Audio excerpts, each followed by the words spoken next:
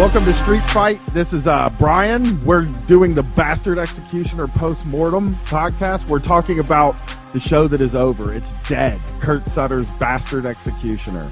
A couple of months ago, I watched the first 2 episodes and did a show with Will Menaker and Felix, or Swarthy Villain. And so I have them here. Say hi, guys. Hello, everybody. So here's the deal. If you ever listened to the Sons of Anarchy podcast, Brett never made it all the way through Sons of Anarchy. And Will and I kind of caught him up to what had happened in the end. I didn't make it through the Bastard Executioner. It was very difficult. And I would feel bad, but Felix was writing recaps for it, and he also almost didn't make it all the way through. It was a slog. I'm not gonna lie. We were talking earlier about what the show was like, and we all noticed that everyone on the show had negative charisma. There was nothing drawing you to anybody. And Brattle had this gang of men in dirty shirts that followed him around interchangeably, going up to him and going, "Well, we need to extract vengeance, Wilkin," and him just telling him, "Oh, now is not the time." And that was every episode for 10 episodes that all lasted an hour and 15 minutes. Well, what? Yeah, No, I was gonna say that's an accurate representation of the show, and I'm glad to be back. I feel like I'm.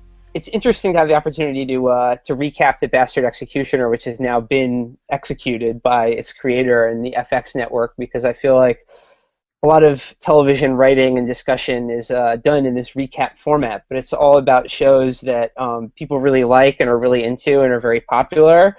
So I think it's more interesting to do one about something that almost nobody watched but us. That's true. That is true. It didn't even seem like it had any heat from the beginning. I went in pretty hot on it at first. The first episode, I was I'm very excited to watch this. I'm going to sit down. I'm going to watch this fucking show, man. And I didn't like it. The first episode. and then the second episode, I was like, okay, I'm going to give it some more of a chance. But I didn't seem like anything was happening. Well, here's what I thought. I thought I didn't understand the show, because I didn't think I knew what was happening. I couldn't figure it out. And I just learned before we recorded the show, that's because nothing was happening. So that was a very eye-opening thing for me.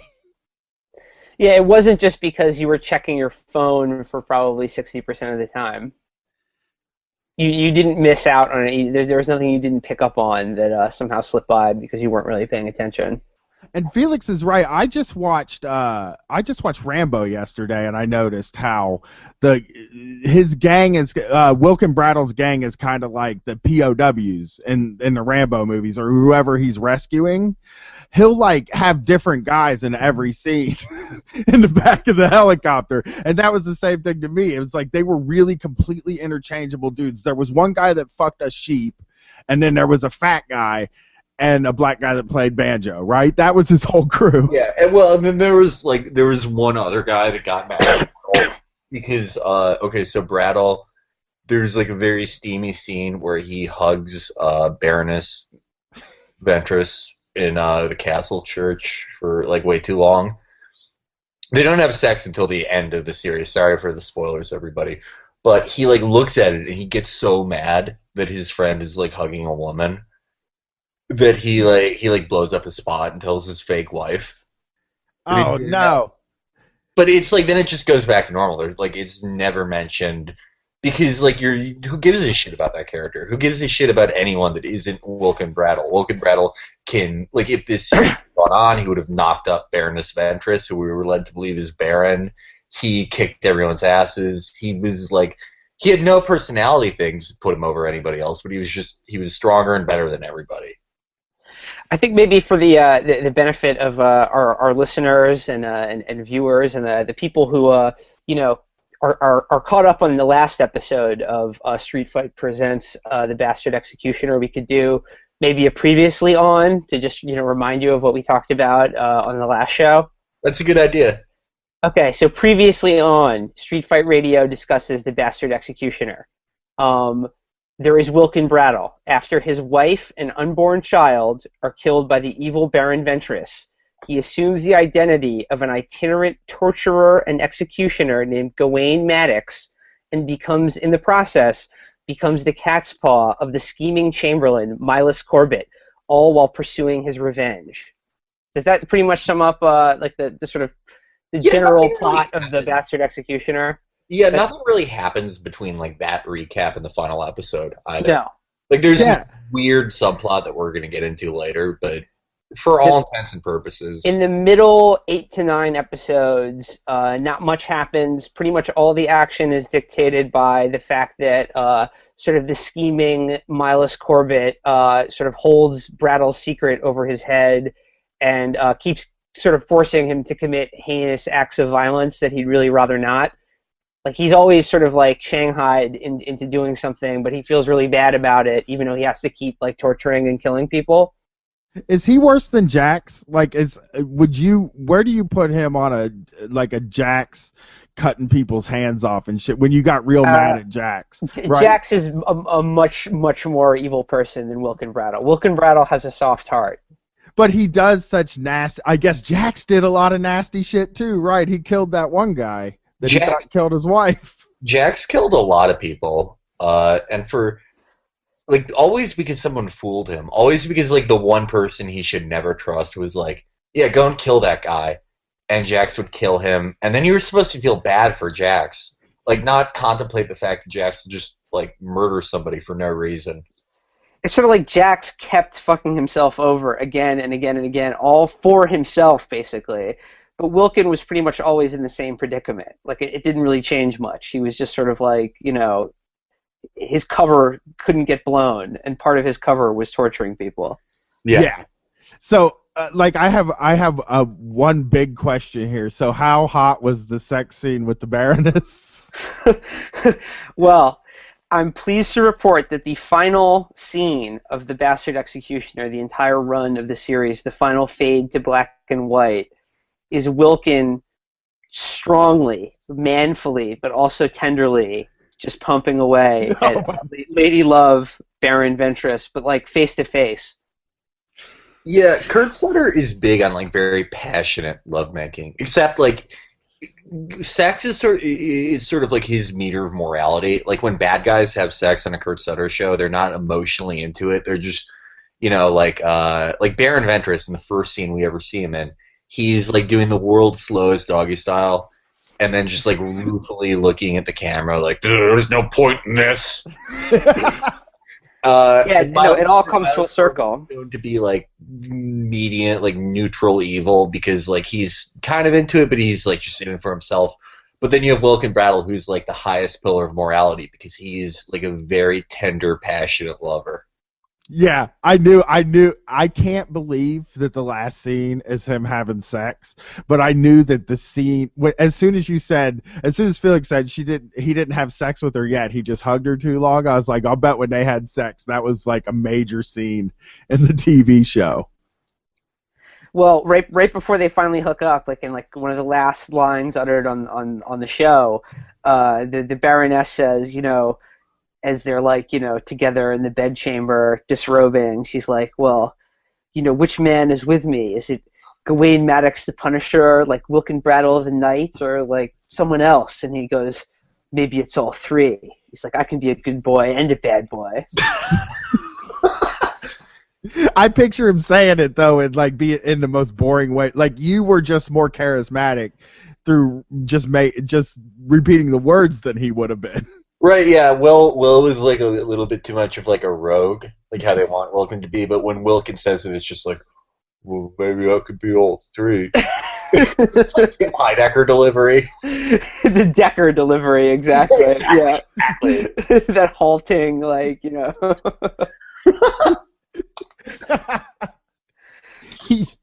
It was like, I'm glad that I didn't like. I thought there had to be more, because here's something that I think.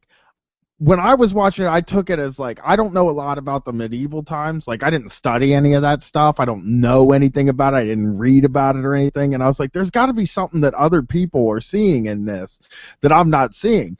But before we started the show, you guys were pointing out that maybe he doesn't know anything about that time either.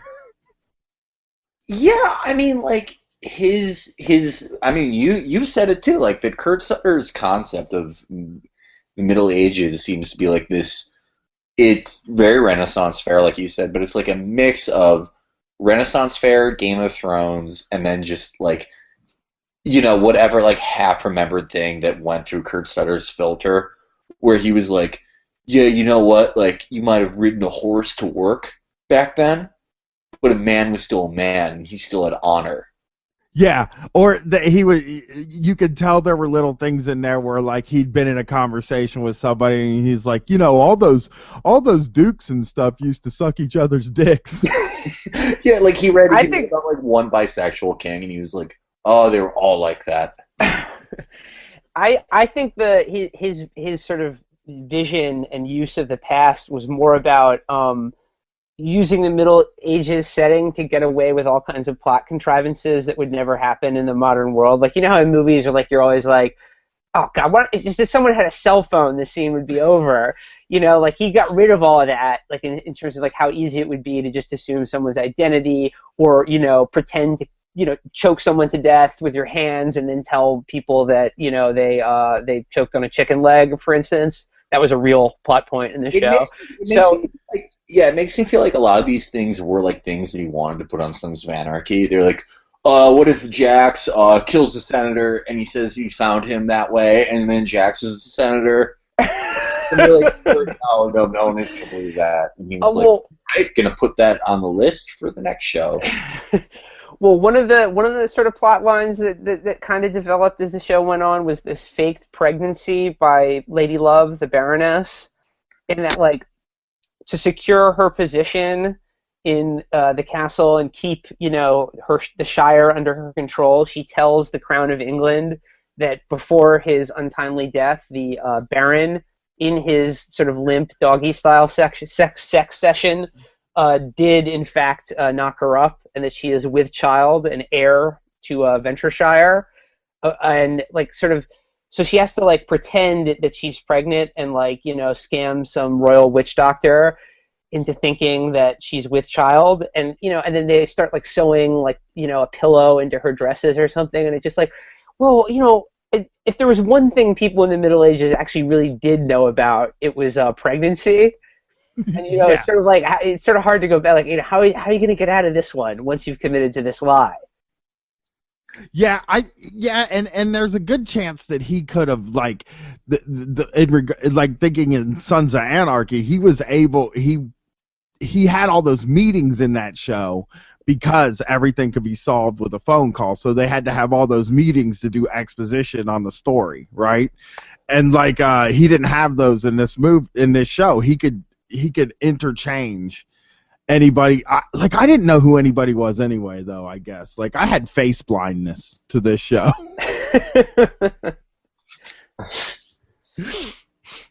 I only, like, identified people by their hair.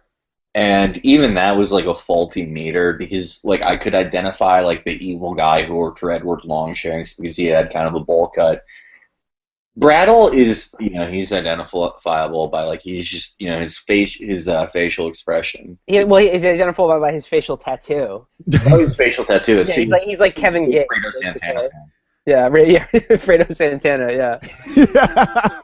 Yeah, a cross on his cheek instead of, like, yeah. But, like, all the other characters in the background, like, include from everyone from, like, the Evil Knights to, like, the other lord. Like, the Evil Knights and, Brattle's friends, they just all have the same blank, stupid dumb expression on their faces.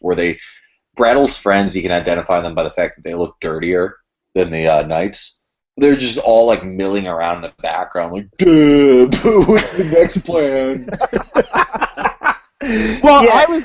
Brattle's oafs are wearing what looks like to be like a dirty potato sack, and the knights are wearing what look like to be sort of a nicer quilt that they've cut armholes into. Yeah, and meanwhile, like, all the lords wear, like, really nice bathrobes, and they just walk around and they're like, we have to finish this deal so I can engage in another bisexual plot. Stephen Moyer's character was wearing like a kimono for most of the show. Yeah.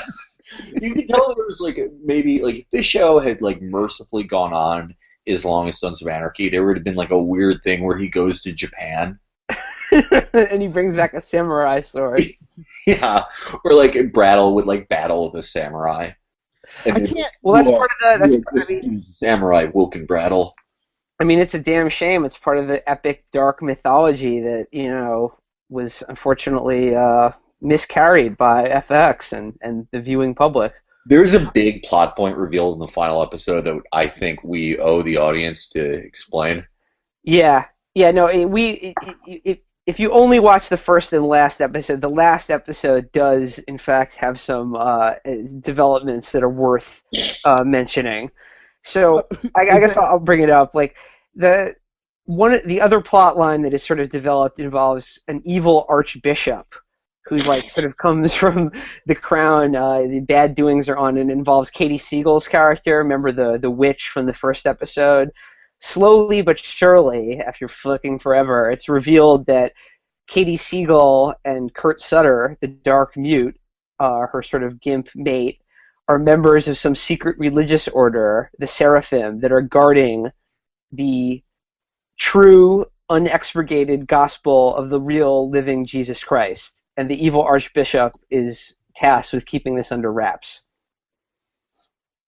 So the evil archbishop knows who Jesus Christ is. Is that what you're telling me? It's the Dan Brown thing. It's this idea that Jesus Christ was like a real man, but he like lived, died, and fathered a lineage. You get it? You get where this is going? Okay, so that there is a living bloodline, and this is a conspiracy theory that's it's dealt with in the Dan Brown Da Vinci Code books, but basically, in the last episode, we find out that the bastard executioner, Wilton Brattle, is indeed not a bastard, and his parents are actually Katie Siegel and the nice burned man, the burn victim that she carries with her everywhere, played by Kurt Sutter. So Kurt Sutter actually fathered the bastard executioner, literally. I mean, I think Kurt Sutter, when he wrote that part in, he was anticipating at least the second season someone interviewing him about like the big plot twist, and he'd be like, well, I've always said that like making a show is like giving fucking birth. Birth out of your dick, pulling it out of your pee hole. That's what being a showrunner's like. He really I imagine it as him figuring out like, look, we're not going to make any more of these fucking shows, man. I got to figure out. I mean, do you think this was the end that he had in mind, or do you think that like maybe I think it was probably the end he had in mind for one season of the show, but okay. Yeah. Okay. I would have liked to see where it would have gone. Like, I would pay to see his notes and like storyboard. But you wouldn't watch the show if it came back for another season. You were not coming back. I don't think. Yeah. Look, it had a weird, like, it had a funny charm to it. Like, like every show now is about like a semi-autistic cop. And like he's like, oh, I'm gonna solve the crime by playing video games, and I'm rude to him. And or like it's fucking Hannibal, like bullshit. Like it's just like bullshit marketed to people. But this was a show that legitimately did not give a shit who liked it, and it was just like on the whims of some crazy man and his half-finished ideas about everything. I was like, no, I like how honest this is. Yeah, it's like Stained. Exactly. Those are like Stained, or that type of music where it's like, it's just loud, and like I know all the songs, and it's not unpleasant, but it's I mean, for me, the problem with the show is that it ended up in this uncanny valley between hilariously stupid and just boring. So it was sort of like it was hanging between those two options, but there was something there. Like I said, and by something I mean the fact that Wilkin Brattle is actually a living descendant of Jesus Christ. Did I not mention that? Yeah, you did mention that. Okay. He tortured those people. I guess Jesus Christ kind of tortures people too. I mean, I think this is like, again, it goes into like we're imagining Kurt Sutter's conversations again, but I think we're pretty accurate. Where he was like, yeah, like he probably had an argument with somebody once where he was like, hey, you know what, motherfucker? If Jesus Christ was alive today, he'd probably be in jail. he was like, okay, I have to run with this one. So like the conclusion of that was to make Jesus Christ like an executioner and a torturer.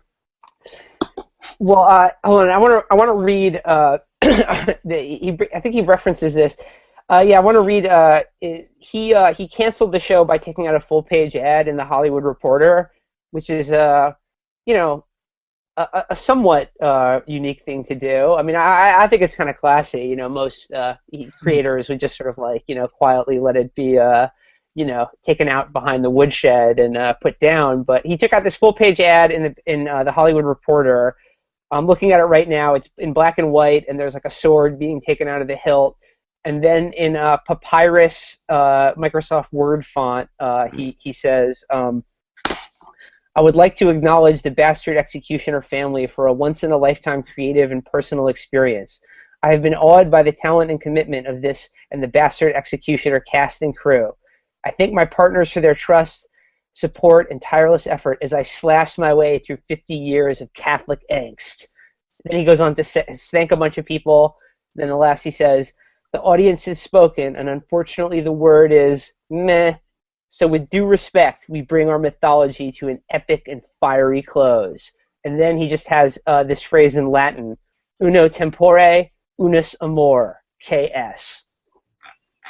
Do you guys speak Latin? Because I don't know what the little epigraph is. Say it again. I speak a little Spanish. I know time and love is in there somewhere. But yeah, no, it's his Catholic angst. And the one thing I was really thinking about as I watched the final episode was, Felix, what you said in the first episode about how, you know, Kurt Sutter's like, he has all these, like, you know, he has crucifixes everywhere and, like, you know, crucifix tattoos and stuff, but he's not particularly religious, but he's just really into, like, the dark mythology of Catholicism and, like, Jesus Christ. But it's like not quite rock and roll enough, so he has to imagine, like, he's like, you know, like, I could be a Catholic, but, like, only if Jesus Christ were a real man, and he lived and died and sired children. Yeah. yeah, and he, you know, he probably, right, he like, has this, like, harebrained understanding of, like, Gnostic mythology, where that thing comes from. Just read the Gnostic Gospels, it's all in there. Right, he's never read that, but he should, you know what crucifixion is? Living through this fucking world. Well, what I love about the Seraphim plot line, in that they are the guardians of the true gospel of Jesus Christ, his actual written testimony, right? Not his followers. It's too real for the Catholic Church, and they're, you know, sending people after her to, you know, kill her and shut her up and destroy all of the true gospels. But it's like, I was thinking, who are these assholes? They're like the network suits of the day, of the Middle Ages, because, like, the real Jesus Christ was just too raw and too dark for them, and they just had to shut him up by torturing people. Oh, I didn't think maybe that was, like, his, yeah, it was, like, him getting back at, like, whatever FX executive was, like, in the season finale of Sons of Anarchy, Kurt, you can't, like, put a funnel filled with AIDS cum. Wrist, like, no, Kurt.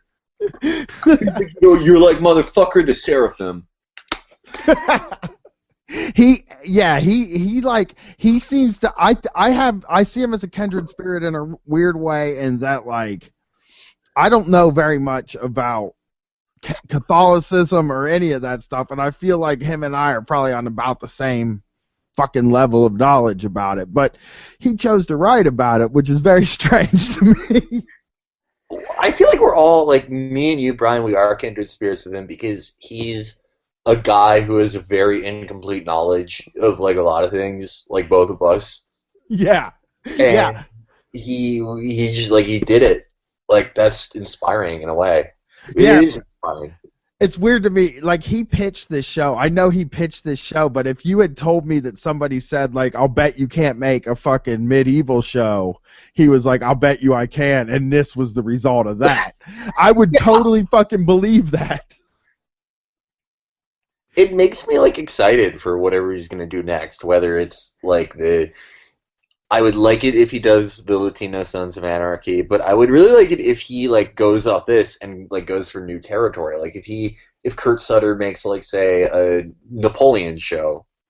Fucking Star Trek, a fucking Kurt Sutter sci-fi show would be amazing. How about Okay, I actually, from the Hollywood Reporter, I actually do know that he's only going to produce the Mayan spin-off. He's not going to write it. He's just going to produce it. But his next project is a movie. It's a screenplay about, quote, a junkie in love with a hitman. Which, I mean, that sounds like it's more of his wheelhouse. That's more of his comfort zone. Yeah. So I wish him the best of that. He needs motorcycles and shit in his TV. Like the horses and shit. It just didn't. It wasn't loud enough to be a Kurt Sutter TV show. It didn't fucking rattle my senses when I watched it like Sons of Anarchy did. You were never gonna hear a fucking. I thought in the first episode they played a little bit of electric guitar, so I thought it was gonna go in that direction, but it never really did. No, at best you would have some sort of like fiddle. Yeah, and the show just wasn't. Like, even when at its most violent, even at the most violent scene I kind of got to see was where the other executioner, the first executioner, was cutting a piece out of somebody's back. And he was just kind of peeling it down and doing it in a nonchalant way, as you would if you were an executioner. It was like he was eating a clementine. They draw and quarter someone, I think, in around the middle of the show. That was pretty bad. Which is also something that I would come up with for that time. Did they put anybody in like an iron bull and light it so that it gets real hot and they, I guess, melt inside or whatever? I don't think that would be historically accurate. I believe it was the ancient Greeks who did that to people, not the medieval Welsh. He doesn't know. He wouldn't know the difference. I can guarantee you Kurt Sutter doesn't know the difference between... But what he does do is kill a woman by, like, splitting her in half vag first. How did he do that one? Just, like, some torture implement that's, like, basically like a giant iron triangle. An iron triangle. What, so like, in every episode... Because I was starting to kind of... When I was watching it, it seemed like every episode he would have to torture a person. Yeah, it was a execution of the week. Yeah, sort of procedural. It was a procedural. Yeah, it was halfway a procedural. That, again, takes place in medieval Wales, where like, and then over and over again, Wilkin was like always surprised and complaining at the fact. He's like, "But where is the evidence? My blade is for the guilty only," and then like they're just like, they're like, "What are you talking about? You have to do this, or we'll kill you." But I like. He might as well have been like, "But eyewitness testimony is notoriously unreliable. How does he know he's seen a witch?" My favorite thing about the Brad, like it would have the lead up of Brattle being like, "I don't agree with this." To Milas Corbett, but when it came time to do it, when it came time for the execution, we were given these like incredible slow motion shots of Brattle like cutting someone's head off in like a really badass way, and staring somebody else. Am I supposed to believe this is good or bad? Yeah, he cut somebody's head off in a badass way and then stares at another person in the eyes like, this dude's fucking means business. Yeah. But I thought the final episode, it wasn't supposed to be the final episode of the show. It was only supposed to be the season finale. But as finales go, it wrapped a lot of things up. And what I enjoyed about it was just sort of how everything works out for everyone, really. Yeah, Milas Corbett is he's free from he really like. Everybody knows his secret. His secret comes out. Everyone's cool with it. He finds out who his parents are and that he's related to Jesus Christ. He's not even a bastard or an executioner anymore. So really, what more could they do with the show? Literally, what happened? Everyone in the world knows the secret too. I don't know what they would do next season. What happened? What happened to the bad guy? The bad, is it a Duke? Was it the one that was scheming against him? What ended up happening? No, Miles Corbett. Everyone is just friends by the end. Like everyone in Ventureshire just gets along. Like Wilkin and his friend who was with him the whole time, just sticking it out because they wanted to get vengeance on like the soldiers that killed their families and burned their village to the ground.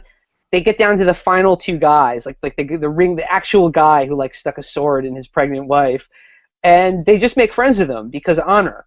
They just confront one another, but like they both realize that they do horrible things, but they're both honorable men, and that like they can get along. That's Kurt Sutter's like sick bastard way. You know what I mean? Like he's like these two sick motherfuckers they found common ground in their sickness. And then at the end, when there's a big rumble between the good guys and like the evil, Opus Dei knights that are persecuting the real true gospel of Jesus Christ, and in that fight, there's like their Moorish friend. There's a Jewish guy and the Welsh rebels like all join forces with the knights of Ventureshire who have heretofore been brutally persecuting them, and they all join together for like the big rumble at the end, and they beat the bad gang. Yeah, even like the really bad priest who's been torturing people, like when he sees the warrior priest of Ventureshire on the battlefield, he's like, "You'll be sent to hell if you kill me." And then Brattle's fake son kills him. Jeez. And you're like, it just goes to show you never know what can happen in war or something like that. But that's another Sutter truism. Times it takes a real asshole to make a bunch of bastards get together in this. Okay, well, we gotta talk, and I gotta explain to Brian, the Dark Mute, Kurt Sutter's character. Like as we sort of established, he starts out as this weird gimp that follows the witch Katie Siegel, his real life wife, around, and I guess they're married on the show too, funnily enough. But it turns out he's some sort of like Knights Templar who was again also persecuted by the bad part of the church during the Crusades or whatever, because he found out about the real Jesus. So he's badly burned, and at the very end, like in the final big battle, like the bad knights are charging towards them, and he just tells all of the good guys, like, get off your horses. This is not how we will defeat them today. And they're sort of like, what? We'll be hacked down like firewood. But he's like, no, I got this. He gets off his horse and he sort of like walks out like into the middle of the battlefield as the steeds are bearing down on him, and he sort of takes off his cloak, and he has like two sort of ceramic jars that he lays down on the beach, and then he pours kerosene or oil over himself, and then like as the horses are upon him, like I don't know, cracks his flint together and like I don't know, creates some sort of medieval suicide bomb that blows up. And then he's on fire for a good 2.5 minutes, like hacking people with his swords. It was one of the funniest things I've seen on television this year. I couldn't stop laughing. It was unnecessary too, because like if you remember the last scene with him, like they're somewhere and all the knights come down there, and he tells Brattle and Katie Siegel like, go away into the night. I'll take care of this. And you're like, oh, this is where the Dark Mute dies. But when they come back, he's killed like all 12 dudes. Yeah, on horseback, and he's just standing, which is like. So why did he have to light himself on fire this time? Because it was a glorious death, and his kid just found out, he was his dad, and he probably didn't want that responsibility either. That's true. He's probably Otto too. Like he's probably that guy's related to Otto. Who is also related to Jesus Christ. that blood. We established this in the first episode that Bastard Executioner and Sons of Anarchy take place in the same universe. And Otto on Sons of Anarchy is part of the same the Bastards of Jesus Christ lineage. Yeah. I feel like someone saw that like Facebook meme that's like, sometimes the biggest sons of bitches go to church every Sunday and are judgmental, and the nicest people in the world sometimes have tattoos. And they created an entire fucking universe around it. That's who the real Jesus Christ was. A guy with tattoos. He was a bastard. Yeah. Some bastard with a bunch of fucking tattoos, He's man. the fucking bastard messiah, man. If he was alive now, he'd be a torch. No, if his blood. He'd be in jail. Yeah, that's where man, if Jesus Christ was alive today talking his shit, you throw him out of your house. Yeah. If Jesus Christ were alive today, he'd be that guy Amiri King that you sent on all those Facebook videos. He's a guy like that. Maybe Amiri King is he's the descendant. Like he comes from Wilk and Brattle. He has the bastard bloodline. He has a facial tattoo, right? He does have a facial tattoo, and he's gonna make a video one day. He's gonna be like, "Man, y'all, I want to tell y'all something. I ain't gay or nothing like that, but a man took my hands and said you are descended from Jesus Christ and told me about the Merovingian." And I want to clarify again, I'm not a homosexual, but I believe that. He fucking said that guy did a fucking 2.5-minute video about why he doesn't have any friends. He's like, hey, it's like he's holding a camera. He's like walking through a parking lot, and every edit he's in a different parking lot. Like he's in 7-Eleven, he's at Target. He's just in a different parking lots and gas stations, and like he's just going along, going, man, I see a lot of people running down religion these days. It's cool or whatever, I guess. But let me tell you about Jesus Christ that I know. He wasn't no nice guy. He was a tough guy. He would kick your ass if you got out of line. Knew a lot of felons. I knew a lot of felons when I was in prison. A lot like Jesus Christ. They was like Jesus. They would tell me what I wanted to hear. Jesus Christ would have gotten a fucking DUI today. Jesus Christ would have to blow into one of those things so their car would start. My favorite Amiri King thing, by the way, sorry to bring this to Amiri King, but I think we all wanted to talk about him. I love him. Was when he talks about when he meets the fortune teller and starts up the story by pointing out that he isn't gay for no reason. For our listeners, Amiri King is a white guy with facial tattoos who wears FUBU varsity jackets. And he meets this fortune teller, and the fortune teller is like, "Have you ever had suicidal thoughts?" And he thinks this is amazing that anyone can tell this about him. You wouldn't just fucking see this guy and go "Oh, this guy's definitely tried to kill himself multiple times." Yeah, he's a dramatic guy. He's definitely the type of guy that's the center of the attention at the party. No matter not good. He's not he's the life of the party in the way that everybody's got to fucking deal with him all night. If you've ever walked into a room and it's totally silent except for one guy saying, "Why is it fucked up when I say it?" That's Amiri King. Yeah, I was introduced to him through his video about white privilege that went fucking viral on my Facebook, and then. But then I started following it. I started following what he did, and I gotta say, yeah, the one with the fortune teller was brilliant because he first says he's not gay, and second, he said he was a businessman fortune teller and also an academic. Is what he said. No, the one about him not having any friends is awesome because he's extolling all of his thousands of viewers to just be like him, and he's like, I fucks with nobody. Nobody's calling my phone. Nobody. I don't go out with no one. Nothing. Nada. You think you got friends? I'll show them 20 grand. They'll set you up so you go away from jail for the rest of your life. I've been there, man. I've done it.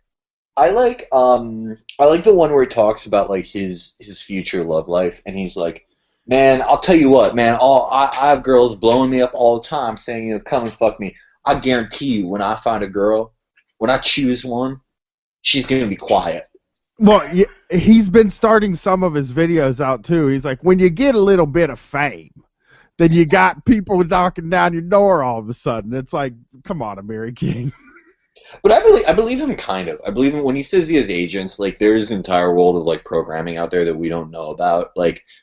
If you've ever, he's it's not as big as he's making it out to be, but he's definitely going to have, a walk-on spot on, a CMT reality show, or he's able to fucking do those speeches at churches. That's the ultimate goal in the end, is to be able to do speeches at churches and at conservative conventions, so you can tell them what they want to hear and then walk off the stage. I saw John Taffer do that. He walks in, yells at you for 15 minutes, and then walks right off the stage, gets in his helicopter, and leaves. I can't wait for Amiri King to be at CPAC. Yeah, he'll be there. I mean, I wonder if he will. I wonder if they'll run from him because he's an ex-con. But he's an ex-con that's like, all ex-cons are bad, except for me. Right, he's like, I've been arrested. I like cops. It's just logic.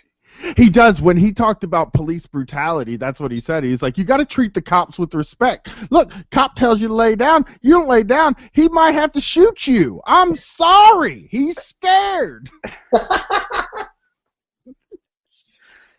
Yeah, he's one of those guys who'll just like say, I love him because he'll say something ridiculous and then just be like, it's logic. Yeah, that's my favorite. Those are my favorite guys. A lot of the conservative, like if you go to the Young Con stories and you read them all, by the end of it, it just boils down to like it's either logic or lately they say liberalism is a mental disorder. They're running. That's their new thing. But they always say it's pure logic, man. You can't raise the minimum wage, or they raise all the prices, and then poor people can't have houses anymore. Well, that's true. That is true. Of course, there has to be an Amiri King video on minimum wage. I'm sure. He's like, let me tell you something about all these Syrian refugees, y'all.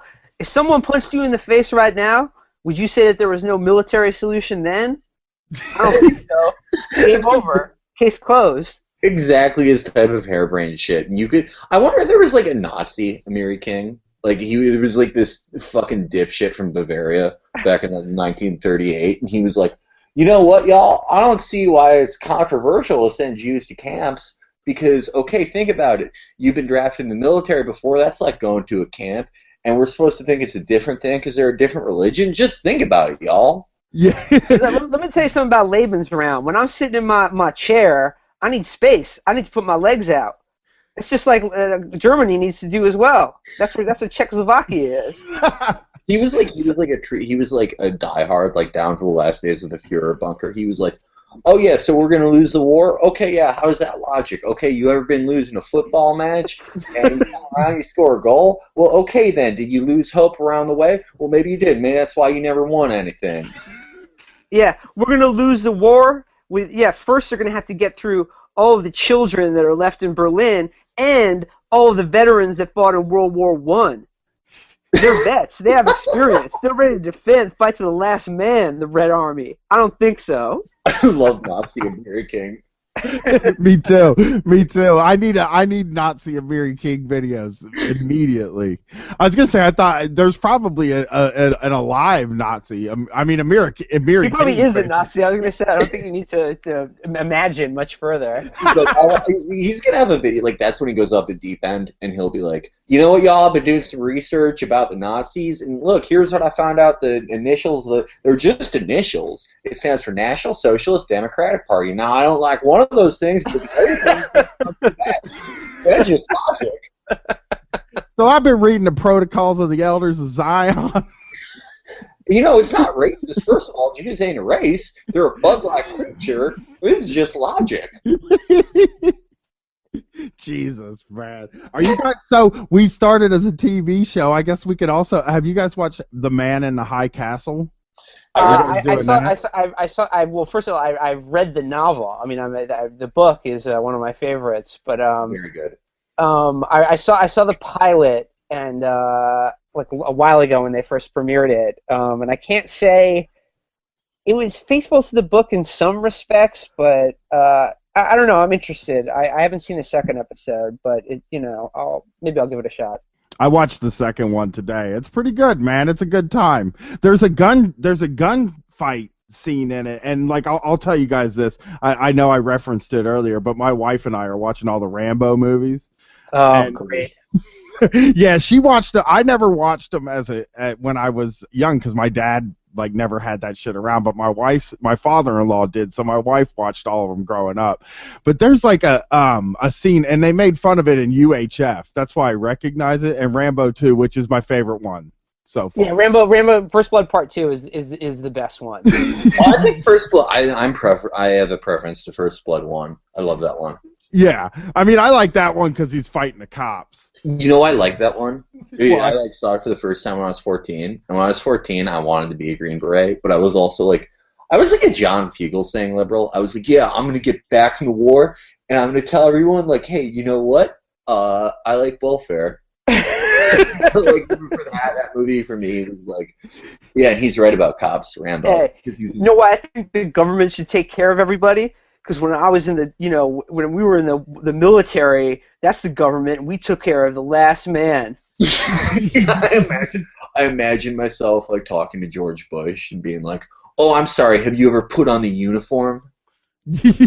Yes, there's a new meme going around in the conservative circles with a troop shaking hands with Hillary Clinton, and they circled his other hand, and that's that other hand is a signal to his other people in his battalion that he's being forced to shake hands with Hillary Clinton. Oh, like if you appear in like a propaganda video, if you've been like captured as a POW and you're saying like, yes, they are treating me very well, you're like blinking spastically with your left eye. Yeah, that's what it's going around. I mean, I believe it, but like, yeah, shit. What was I saying? Rambo. Back to Rambo. John Rambo would spit in Hillary Clinton's face. Yeah, or rather, Hillary Clinton probably spat in his face when he came home from Vietnam. Right. I guess he was probably just like minding his own business, and she was like, "You can't be here." She ran him out of the first town. That's like the prequel to First Blood. Is like that's my favorite thing about the first one too. Is that like the sheriff is like, "Get out of this is a nice town. Get out of there," and it's just like a shitty town. There's nothing you can do in there. It fucking sucks. It's funny that the Rambo movies are like such teacot movies because Rambo 2 obviously because he wins the Vietnam War for America finally. Yeah. Well, but the first one, as you were pointing out, like the bad guys are the cops, and like the Brian Dennehy character, like the evil like asshole sheriff who like starts shit with Rambo in the first one, is like. He is like the prototypical like teacot like keyboard tough like warrior because like he didn't go to Vietnam, he was never in the military, but he has this sort of like backwater fiefdom that like he's like he thinks he's like a troop and he can relate to Rambo, but like he really can't. If they made Rambo today, it would be about the sheriff, and Rambo wouldn't be in it. And like Rambo would be like this Black Lives Matter protester. It would be Sean King getting thrown out of Ferguson. That is true. That is true because that's one of the jarring things about those movies is that like the central thesis of the first one is that the troops get treated like shit, which is like now you're like, no, you're not allowed to. I mean, don't ever say anything bad about it. Like if a cop kicked a troop out of a town now, we'd probably bomb the fucking town within a month. Well, this is speaking of conservative memes, this is the one I keep seeing going around where it's just like, we shouldn't take in a single refugee until there's no homeless veterans left. Like, why are refugees getting 1 cent before all these homeless veterans? Like, like as if they're preventing the homeless veterans from getting services or something like that. Like, yeah, and they are. I mean, they're the same people. Usually, the people that are saying that are the same people that are like, I don't want any goddamn welfare. I guess. Yeah. If they did, they would want it to only go to the go to the homeless veterans and the troops. But so the second and third ones, the story is basically that the government goes and picks him up from his job or jail, and he's in jail breaking rocks in the second one. So yeah, and in the third one, he's building things at a monastery. He's in a Buddhist monastery, like he's become peaceful. But when they show still does street fighting, and when they show him doing his job, he's hammering stuff. And I was just like, it's funny how his job is hammering stuff in both of those two movies, where it's like he's just the toughest dude. He's built like a pro wrestler. He's not built like a soldier at all. Like he's completely roided up. Yeah. Which is also very weird. But I'm liking those, man. So man, I guess like what? So I guess we have to close it out talking about our show though, the Bastard Execution. sort of swing back around. We've discussed it, but all of these people we're talking about are bastards. I think they're in the bastard canon. So yeah, Amiri King is a descendant of Wilkin Brattle. So is John Rambo. I agree with that. Part of the Christ lineage. Let's just trash up Christ's lineage as much as we can. Rambo is very Christ-like, or like he's sort of like more like a John the Baptist figure. But he's very Wilkin Brattle too, because he's just always like good, but yeah, he does. I think that there was a conscious effort in Rambo 3 to try to make him seem like he was smart and taking everything in, but through the entire movie he looks like blank. He looks like the world's dumbest guy. John Rambo is also like Wilkin Brattle, in that he has the look of he has the body of some roided out monster, but sort of the eyes and face of a golden retriever, just sort of this kind of brave, happy, contented look. And like Wilkin Brattle, John Rambo is perfectly fine just being told what to do, to kill people and just do some impossible, crazy mission. They're just yeah, do this, and he's like, okay, all right, I'll do it. My favorite John Rambo line is when he talks about the Vietnam War, and he's like, "Somebody wouldn't let us win." yeah. My favorite things about him so far are in Rambo. I liked Rambo 3 a lot now. I think seeing it now as opposed to when it came out, probably it stunk when it came out for people, but seeing it now and seeing him fight with the Taliban, on the Taliban side. The gallant. It actually, at the end of the movie, there's a card that says dedicated to the brave people of Afghanistan. It says this film is dedicated to the gallant people of Afghanistan. Actually, Jaluddin Haqqani was the executive producer. Again. He does play that game with the dead sheep too, and he does. So he gains all their respect, and then they fucking kill all the people that can play that game in the neighborhood. Well, the Russians come with their awesome helicopter gunship and just blow everyone away. Yeah, that's cool though. I'm a big Rambo fan. If you haven't seen Rambo, I guess I'm recommending Rambo. Watch every episode of The Bastard Executioner first. Yeah, please. It'll give you the context that you need to and every Amiri King video. Because we want to make a Nazi Amiri King animated series. I think they should give Amiri King an animated series now. Just fucking Family Guy can't run forever. This guy needs I think he's from Kentucky or Tennessee, and I think from Indiana. Is he from Indiana? He seems like I can tell he's from close to me. I feel like I know that guy. He's very Indiana. That's he's should be the king of Indiana probably. He's like that other guy from Indiana. There's this other guy from Indiana that just eats stuff. Shonice. Shoenice is his name, and he eats fucking glue sticks. He eats tape. So, the three people from Indiana are him, Amiri King, and Freddie Gibbs. There's a big drop off after Freddie Gibbs. David Letterman, but he's kind of like that guy that eats the candles though too. He's in classes. The candle eater guy. But yeah, so I can't badmouth The Bastard Executioner as much because I didn't finish watching it, but maybe go through and watch it. You find out we already spoiled the ending for you. He gets to have sex with maybe you want to speak for yourself though. Yeah. Yeah. Kurt Sutter, this was very ambitious, he really challenged himself, he put himself out there. Did it work? No, but in failure, we can learn a lot. Just every failure is just another rung on life's ladder to success. That's right. What do we always say in this podcast? just keep failing. Keep failing. Yeah. Because hey, Albert Einstein tried 100,300 times before he got the atomic bomb right. Way to put it on him. I just, sorry, I'm just I'm going through.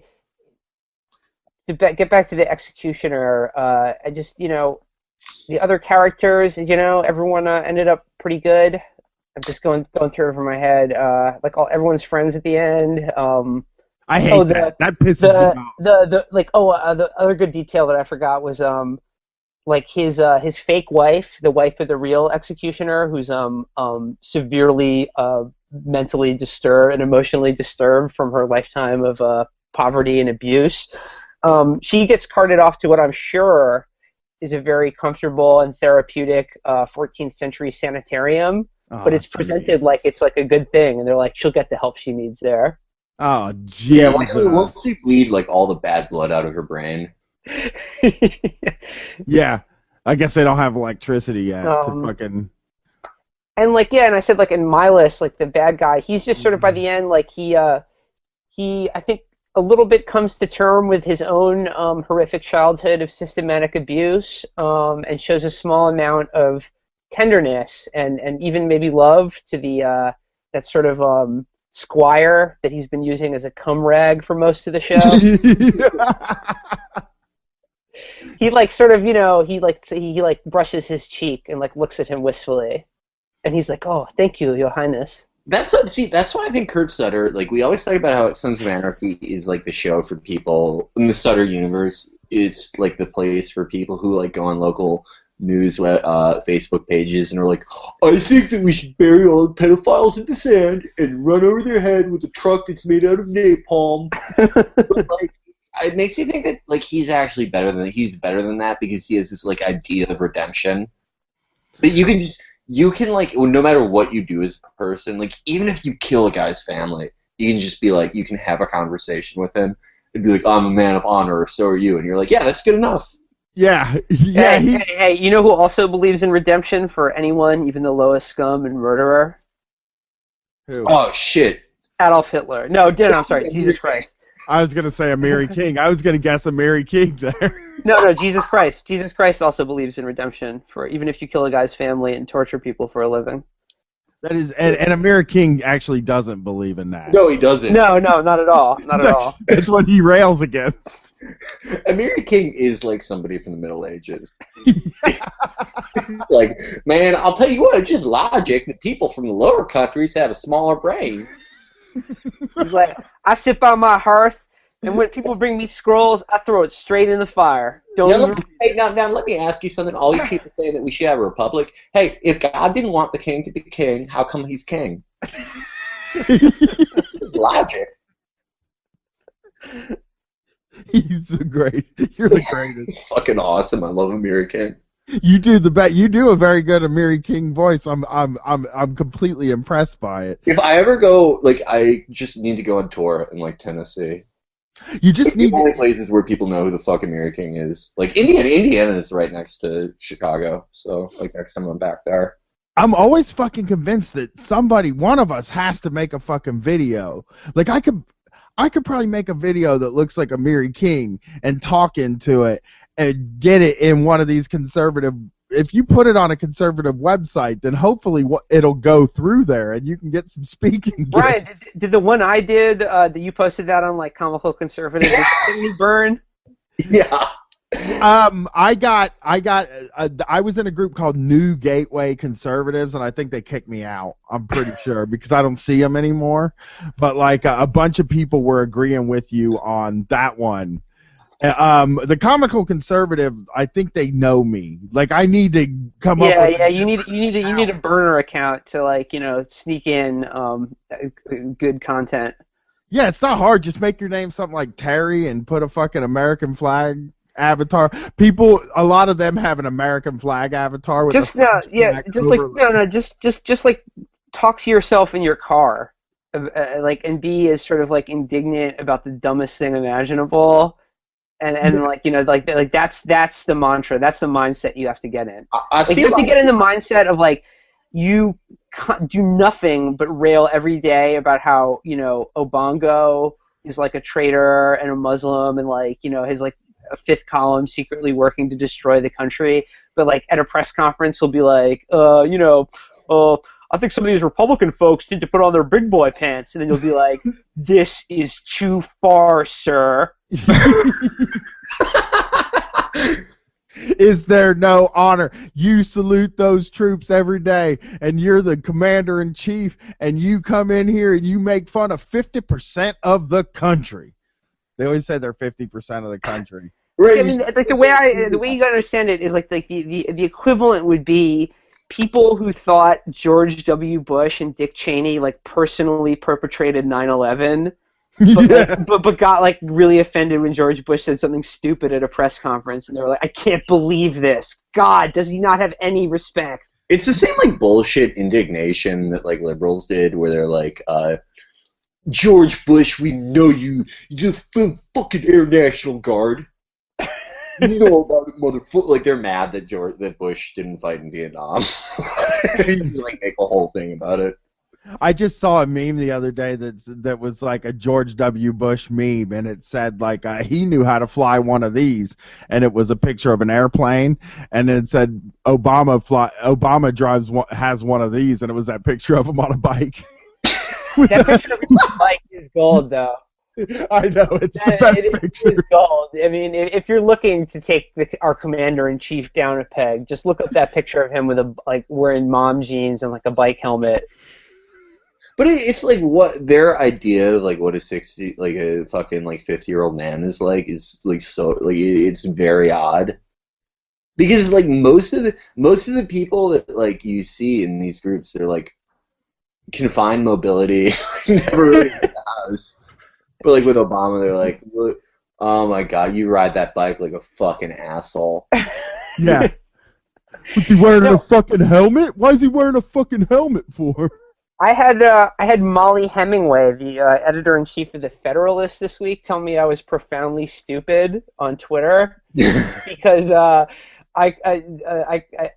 she ended up in my timeline, weirdly enough. Someone else tagged her in. Well, ever since me and her started dating, like yeah, exactly. I know. I don't like Felix's new girlfriend, and I was trying to subtweet. I was trying to talk shit about her, and he called me out on it. He did. But this thing where Obama said that they're afraid of children from Syria, and like again, this is one of these things where they're just like, she's like, after Paris, I can't believe that he would say something like, have you no decency? And and my only comment to her was, given everything else you've ever written about him, isn't it a little much to pretend that like now he's acting unpresidential? Yeah. I mean, like after all, like the cartel of like baby organs that he's personally in charge of, like and then he said something slightly untoward towards the Republican candidates, and she said that's a profoundly stupid thing to say. Yeah. And I said, good day to you, ma'am. I never. Fucking what's his name? Dinesh D'Souza called me retarded on Twitter one time. I wonder if he deleted that. But like I said something really fucking stupid to him, and he called me retarded, and I was like, I can't even fucking believe this just happened to me. Kurt Schlichter implicitly threatened to sue me yesterday. Nice. That's was weird. I think he was drunk because he like replied out of nowhere to one of Andrew's jokes and was like, "Huh, great joke, everyone's laughing." And it was a very good joke that Andrew told. But I was like, me and him always like, everyone makes fun of Kurt Schlichter because he's hilarious. He's the fucking goofball. But I like replied to him. I was like, you're like a leader of Jack Daniels and like just working up the courage to take down the trolls or something like that. He was like, Jack Daniels was actually the name of a lawyer that I successfully sued for $3.5 million. Go get my car. Kurt Schlichter. That's the thing, is like you'll never, like, you have to get more famous than Kurt Schlichter before you can really own him truly. Well, I wonder Kurt Schlichter is like Brian Dennehy's deputy in Rambo. He's like going along with this bullshit. Like he's the guy that Rambo kills by accident. Yeah, out of the helicopter. He's the guy who falls out of the helicopter in Rambo. Kurt Schlichter blocked Professor Jeff because Professor Jeff owned him too hard. That was great. I on my real Professor Jeff War Professor account, Kurt Schlichter like yelled at him, and I was like, "Oh yeah, what's the range of a Katyusha M31 rocket?" And he didn't, like, Kurt Schlichter will respond immediately if you say anything to him. Like, you're just like, hey, Kurt, you know, what's up with this? He'll be like, well, I showed this to my wife, and she said she'd have sex with me more. So thanks, or something like that. But he didn't respond for 10 minutes, and I think I made him really self-conscious because I was like, yeah, you don't know. You have no idea what you're talking about with war. I can hear your fat fingers looking away at Wikipedia right now. Anything about Katyusha rockets. He's thumbing through the archives of Jane's Defense Weekly. I love these fucking guys that have to deal with you. Like, I love that they have to deal with you because, like, the conservative guy on CNN, because that's what Kurt Schlichter is. When I was working at that restaurant, I saw Kurt Schlichter on TV almost every day. Really? Is he on TV? Yeah. Oh my god. He's on CNN? I thought he was just on, like, he'd be, like, interviewed by, like, you know, some weird Breitbart person for their web channel or something. He's certainly, he cannot, he probably just looks like one of these other idiots. He gets interviewed by Glenn Limbaugh. No, yeah, he comes on CNN anytime they have some kind of a fucking international incident and they need the fucking right-wing opinion, man. Kurt Schlichter is who they... What the fuck is he gonna tell them? Like... They're like, there's been a horrible terrorist attack in Paris. Now we're joined by Ocean City lawyer and right-wing blogger. Okay, look, Soledad, I have to tell you, I was in Paris earlier this year. I was taking pictures of myself drinking wine and telling individual liberals to suck my dick. He's like, you could see it. You could see it on their faces when at their cafes as I drank their wine. They had no will to fight. They just rolled over and died. I saw a video of him. I saw a video of him doing like conservative stand-up, and he fucking bombs. Like, I saw it. It was horrible. He bombs so bad that he starts. Like, he's not like an adaptable sociopath like Chuck Johnson. He's a fucking dim, neurotic, fucking dipshit. And so, like, 10 minutes in, he's like, oh, yeah, you know what, these millennials, you know, I had an interview with a millennial the other day, and he said, I don't know if I want to come into work at 10 o'clock because it's not me. Listen up, buddy. No, he gave a whole bunch of these. He was like, this is a totally true story. Totally true story. I'm interviewing this kid. Interviewing him for a job. Get it? And what does he wear to the job interview? A belt buckle that says porn star on it. And it's just like, I love it. You said, this is a true story. This actually happened. This is real. When he was bombing so bad in that same video, if you look it up, if you can even just skip like to the 30, he goes on forever. And like he's losing the crowd, so he's just like, look, you know, I want to talk about something now that I talk about whenever I get the chance. I want to talk about our soldiers, our men and women in uniform. Like, I mean, that's his go-to. Like, he's got nothing else to say. And, like, you know, it's the self-aggrandizing. He's, like, just using these people as human shields to, like, you know, keep the attention of, like, you know, some guy in a mobility scooter at the Silicon Valley Conservative Conference. How much do you have to fucking suck to, like, lose one of those cards? It's so, like, dude, if I was there and I had to, like, do well, I would be like, yeah, you know, you know what Muhammad would be today? On food stamps. I mean, like, I gotta see him do stand up now. I can't believe he did. Like, all those guys kind of do think they're funny dudes, though. Like, what about that fucking really douchey, like, really uncomfortable video of I think it's Chris and Dana Loesch and who's Will? I think you told me about this one. It's Chris and Dana Loesch and it's that guy. Is this the Vine where they're all in they're all in like a party bus or something? Yeah. It's that guy Ben Howe who looks like a baby with a beard. Stupid fucking Ben Howe who got owned by Liz Bruning so bad he was like, I showed this to my dad. He thinks you're ridiculous. Yeah, he brought his dad into a Twitter beef. I showed this to my dad. That's like that fucking one guy that got mad at Glenn Greenwald and fucking said, "Fuck you, Glenn. That's my dad." Oh yeah. Who's that guy? Adam Server. Adam Server. What's his name? Whatever. I don't know. Yeah, that's one of my favorite things ever, man. Fuck you, Glenn. That's my dad. My dad is actually on Twitter, and he once owned Bill Crystal. We did a father-son tag team on Bill Crystal. Oh, that's so cool. Yeah, because he was actually his English teacher in high school.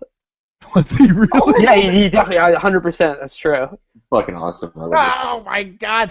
Did Bill Crystal get everything wrong in English? I can't speak to his grades, but I mean, I think basically he was exactly the same person back then as he is now.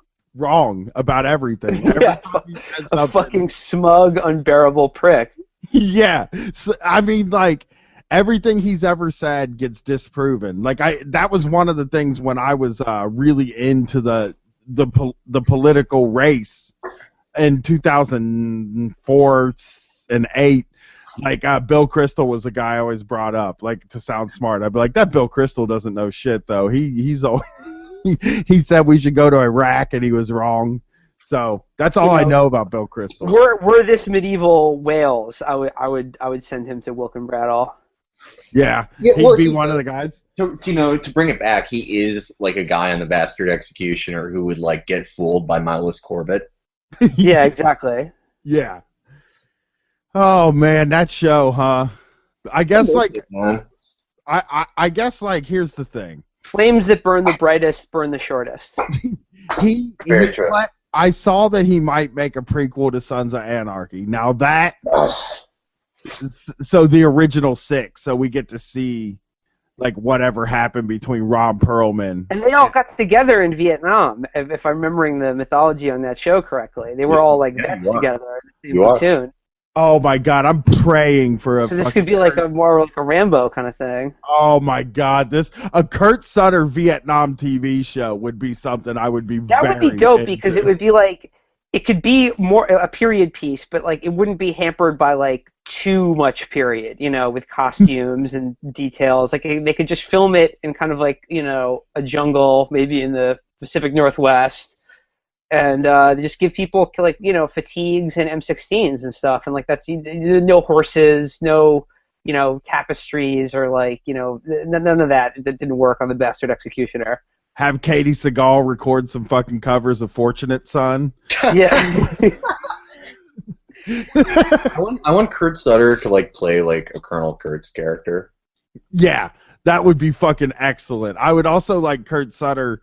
I want him to get killed by maybe like a kid handing him some kind of a doll. Grenade. Like, a doll with a grenade in it. That's what I want to happen to him. It's like the fucking Sutterverse. Like that'll be at the end of season 1, and then at the beginning of season 2, you see that like Jax's dad like ended up befriending the kid that killed him. That's man. Okay, Kurt, please make a Vietnam show. That is what we're asking for. We'll do. Hey, we're like legitimately very big fans of yours. I am. That's how I feel. Like whatever you do next, man, I'm gonna be there. If it's a junkie falling in love with a hitman, you can count on my money.